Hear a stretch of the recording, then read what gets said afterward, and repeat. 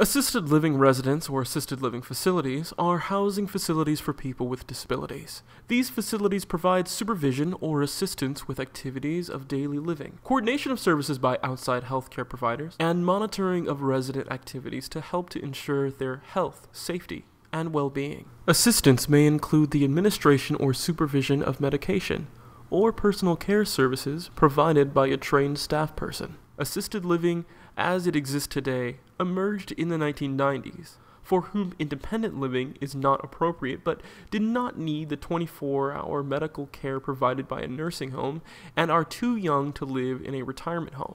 Assisted living is a philosophy of care and services promoting independence and dignity. Now let's talk about the types of assisted living facilities. As widely varied as the state licensing and definitions are, so are the types of physical layouts of buildings that provide assisted living services. Assisted living facilities can range in size from a small residential house for a one resident up to a very large facility providing services to hundreds of residents. Assisted living falls somewhere between an independent living community and a skilled nursing facility in terms of the level of care provided. A continuing care retirement facility combines independent living, assisted living, and nursing care in one facility. People who live in a newer assisted living facility usually have their own private apartment. There is usually no special medical monitoring equipment that one would find in a nursing home, and their nursing staff may not be available at all hours. However, trained staff are usually on site around the clock to provide other needed services. Household chores are performed, sheets are changed, laundry is done, and food is cooked and served as a part of the base rent and included services. Assisted living services may include medication management, bathing assistance, dressing, escorts to meals and activities, toileting, transferring, and insulin injections by an RN. Some homes even have a beauty parlor on site. Grocery service is often available too, when provided. Private apartments generally are self-contained. They have their own bedroom and bathroom, and may have a separate living area, or a small kitchen. Registered nurses and licensed practical nurses are available by phone or email 24 hours a day to ensure proper teaching and education of staff available.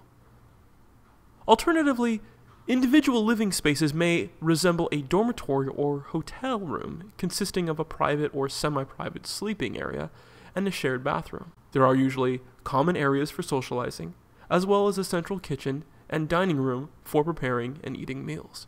Let's talk about the typical resident. An assisted living resident is defined as a resident who needs assistance with at least one ADL.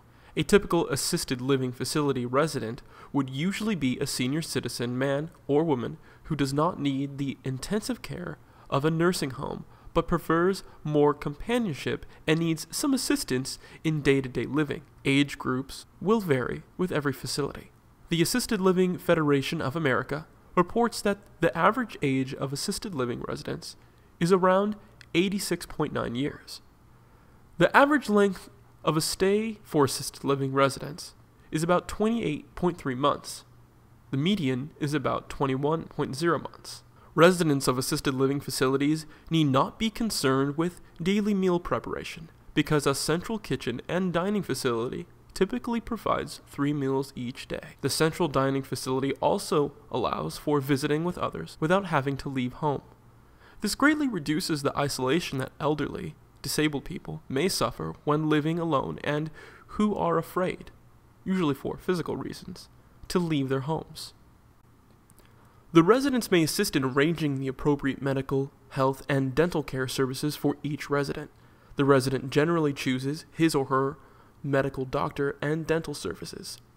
Residents who have periods of temporary incapacity due to illness, injury, or reoccupation from surgery often are allowed to remain in the residence or to return from a rehabilitation center, skilled nursing facility, or hospital. If appropriate, services can be provided by the assisted living residents. It is important to remember that assisted living residents are a bridge between living at home and living in a nursing home. Assisted living residents do not typically provide the level of continuous skilled nursing care found in a nursing home and in hospitals.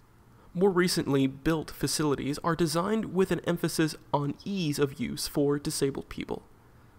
Bathrooms and kitchens are designed with wheelchairs and walkers in mind.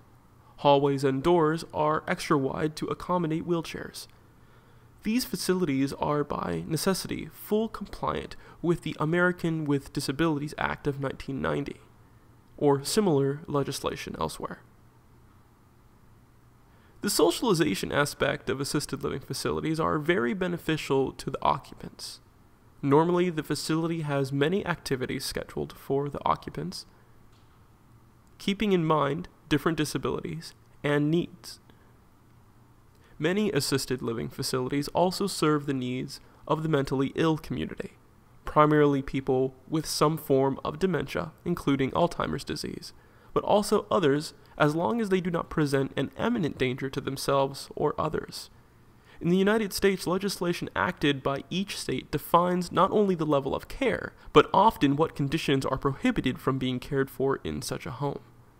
The national median monthly rate for an assisted living in the United States is around $3,261 in 2011, a 2.39% increase over 2010, and a 5.99% increase over a 6-year period from 2005 to 2011. Thank you, and I hope you've enjoyed this brief audio on what is assisted living.